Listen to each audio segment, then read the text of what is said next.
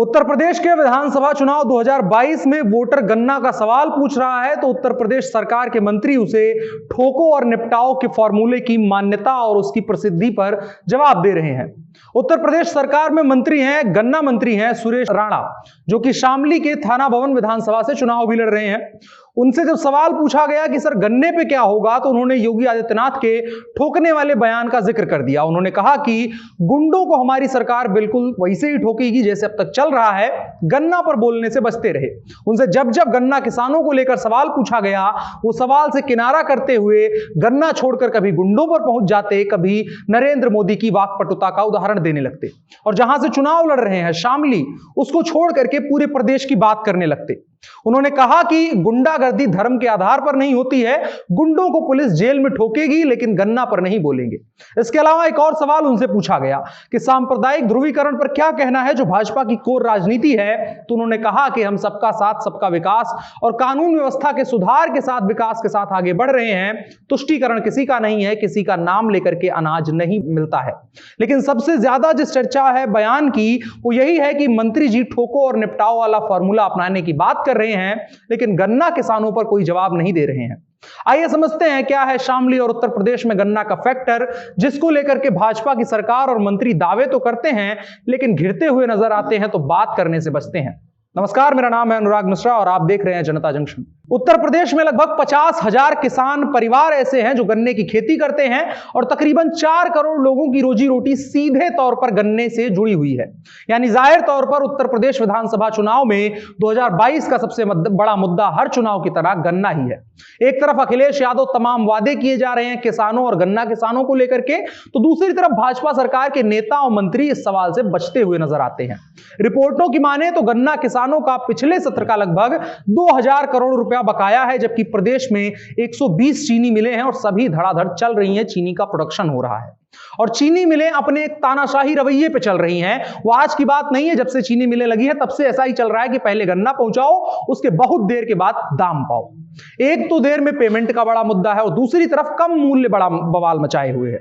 और पश्चिमी उत्तर प्रदेश में राष्ट्रीय लोकदल और सपा गठबंधन गन्ना को बड़ा मुद्दा और बहुत बड़ा मुद्दा बनाते हुए जा रही हैं, क्योंकि बड़ी आबादी, बहुत बड़ी आबादी गन्ने से प्रभावित होती है। भाजपा सरकार एक तरफ सपा और भाजपा के शासनकाल में जो गन्ना किसानों का भुगतान हुआ है उसके अंतर की बात करती है, कहती है कि सपा सरकार में 90,000 करोड़ रुपए का भुगतान हुआ, हमने 1.5 लाख करोड़ रुपए का भुगतान कर दिया, जैसे एहसान कर दिया हो किसानों के ऊपर। लेकिन दूसरी तरफ जब सवाल उठता है कि साहब 2000 करोड़ अभी भी बाकी है, तो इस सवाल पर भाजपा सरकार के कोई मंत्री जवाब देने से बचने लगते हैं और फिर नरेंद्र मोदी पर पहुंच जाते हैं और योगी जी के ठोको और निपटाओ पर पहुंच जाते हैं। ये सवाल जब प्रदेश के गन्ना मंत्री सुरेश राणा से पूछा गया, जो कि शामली की ही एक सीट थाना भवन से भाजपा के प्रत्याशी हैं, तो वो इस सवाल से किनारा करते हुए नजर आए।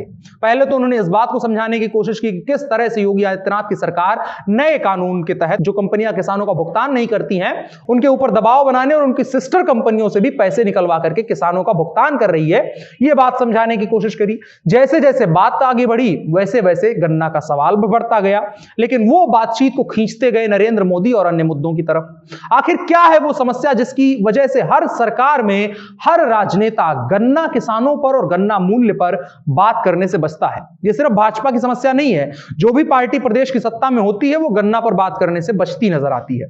इसको समझने के लिए हमें राष्ट्रीय किसान मजदूर संगठन के राष्ट्रीय संयोजक वीएम सिंह का एक बयान समझना चाहिए, उसको हम जस का तस पढ़ दे रहे हैं। उनका कहना है कि यूपी में लगभग 4 करोड़ लोग गन्ने से जुड़े हुए हैं, उनकी समस्याओं का समाधान कहां हुआ? 14 दिन में गन्ना बकाया पर ब्याज देने की लड़ाई हमने कोर्ट में जीती, लेकिन 14 दिन बाद भी हमारा भुगतान क्यों लटक रहा है? भुगतान तत्काल होना चाहिए। अब आदेश होने के बाद भी बहाने तलाशे जा रहे हैं कि इसे कैसे लटकाया जाए भुगतान को। सरकार चुनाव की अधिसूचना जारी होने का इंतजार कर रही थे और उसके बाद अदालत में यह बहाना पेश करेगी कि अब तो आचार संहिता लग गई है, इसका निदान कैसे कर सकते हैं? यह बात किसान भी समझते हैं। गन्ना इसलिए भी बड़ा मुद्दा है क्योंकि 9 अप्रैल 2019 से कैबिनेट के पास बकाया पर ब्याज का प्रस्ताव लंबित है, जबकि कैबिनेट अन्य तमाम प्रस्तावों पर आनन फानन में मंजूरी दे रही है, लेकिन किसानों पर बात नहीं कर कर रही है और किसान इस बात को बखूबी समझते हैं, उन्हें बरगलाया नहीं जा सकता है। इसके अलावा एमएसपी बड़ा मुद्दा है। भले ही कृषि कानून वापस हो गया हो, लेकिन एमएसपी पर फसल का मूल्य मिलना बेहद जरूरी है। आज ये मांग पूरे देश भर से उठ रही है, उत्तर प्रदेश तो एक वानगी ही है। अब जब गन्ना और एमएसपी जैसे मामलों का हल नहीं निकलेगा तो किसानों के बड़े मुद्दे खड़े होंगे और सरकार से पूछे जाएंगे। और मामला गन्ना मंत्री जी के माथे का सिरदर्द इसलिए भी है, बयान उनका खत्म हो गया, अब बताते हैं आपको मामला क्या है।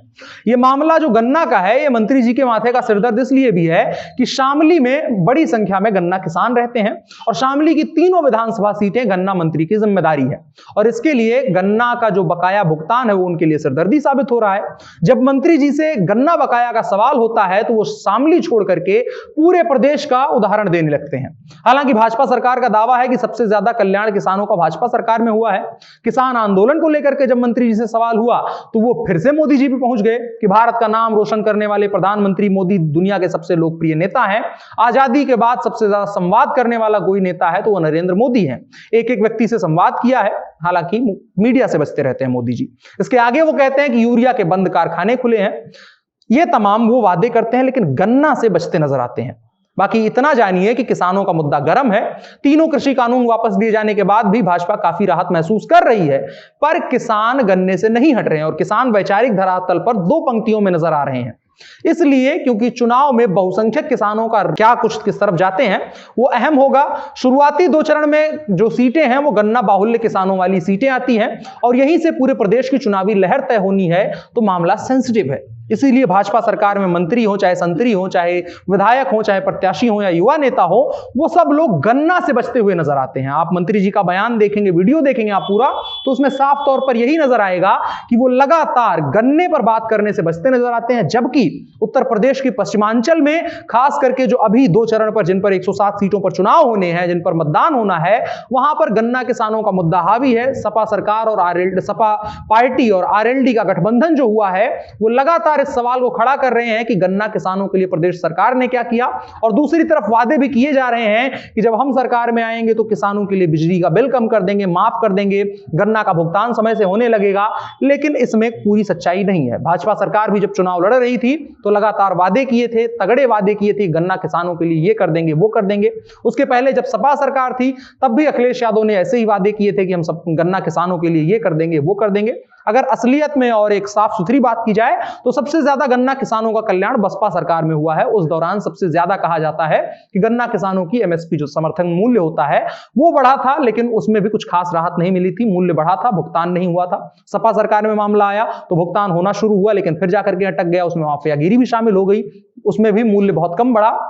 और इसके बाद जब भाजपा सरकार आई तो इसने परिवर्तन की बात कही, तमाम सारे वादे किए, लेकिन आज जमीनी सच्चाई यही है कि किसानों का बकाया अभी भी चीनी मिलों के पास अटका हुआ है। योगी जी दम लगा के कहते हैं कि जो कंपनी भुगतान नहीं करेगी हम उसको बेच करके जो है वो किसानों का भुगतान कराएंगे, लेकिन आज भी जमीन पर अभी किसानों को भुगतान नहीं हो रहा है, जो कि शुरुआती 2 चरण में बहुत बड़ा मुद्दा बनने जा रहा है। और भाजपा कैसे निपटेगी ये भाजपा जाने, लेकिन अगर इन 2 चरणों पर किसान एकजुट होकर के भाजपा के खिलाफ चले गए तो आगे जो 5 चरण बचे हुए हैं उसका एजेंडा यहीं से तय हो जाएगा और सारी पार्टियां इनको गन्ना मूल्य पर घेरने लगेंगी। गन्ना किसानों के जरिए पूरे प्रदेश की राजनीति में भाजपा के खिलाफ एक खिलाफत वाली लहर तैयार हो जाएगी। देखने वाली बात होगी भाजपा इसको लेकर के कैसे निपटती है। हालांकि अब आचार संहिता लागू हो गई है तो बहाना है कि आचार संहिता में कुछ कर नहीं सकते हैं, लेकिन फिर भी जवाबी कार्रवाई इनको कुछ करनी होगी। इस तरह से अगर किनारा काटेंगे तो किसान भी इनसे किनारा काट लेंगे और उत्तर प्रदेश तो किसान बाहुल्य प्रदेश है, और अगर किसानों का समर्थन भाजपा से डगमगाता है तो भाजपा की सरकार बननी लगभग तय नहीं मानी जानी चाहिए। बाकी आपकी क्या राय है गन्ना के मुद्दे को लेकर के कमेंट बॉक्स में जरूर बताएं और साथ ही साथ इस वीडियो को साझा भी करें। मेरा नाम अनुराग मिश्रा है, आप जनता जंक्शन देख रहे हैं। शुक्रिया।